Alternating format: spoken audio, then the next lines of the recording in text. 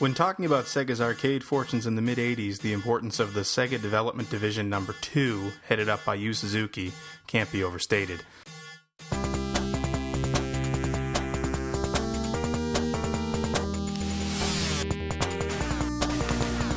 This guy was to Sega what Shigeru Miyamoto is to Nintendo.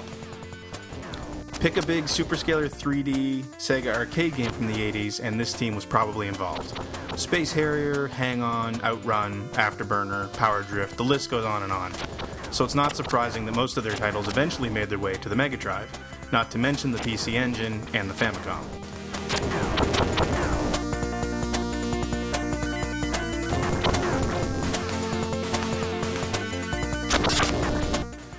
While Space Harrier 2 is technically a sequel to the 1985 arcade original, it was pretty much a simple remix of the coin-op. From a gameplay perspective, Space Harrier doesn't do a whole lot that's new.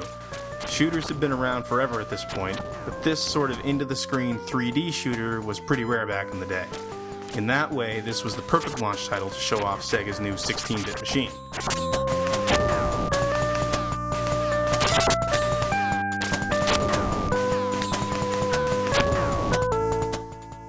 Even at a glance, it's easy to see that this isn't running on a Famicom. Sega needed to come out swinging with the Mega Drive, and so they did.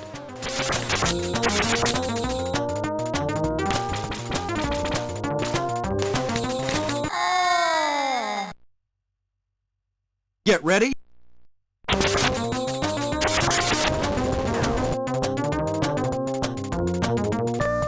Playing Space Harrier 2, it's also easy to see the downside of direct arcade ports to home consoles.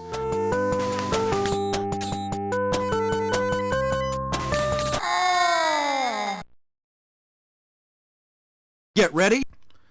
Arcade games are meant to eat quarters. Generally difficult, light on content, and with no other reason to continue playing other than to improve your high score. The problem is that on home consoles, this generally isn't enough. Get ready.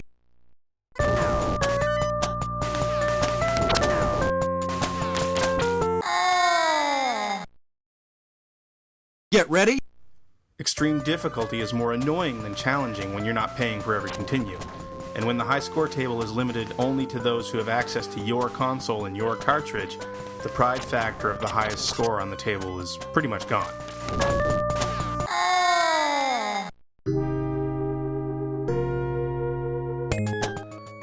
This is something that would come to plague the Mega Drive library pretty quickly.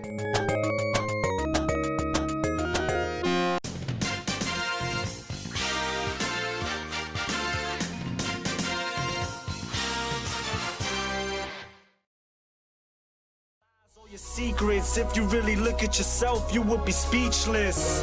What happened to being doctors and teachers? What happened to being your brother's keeper? Nowadays, kids more worried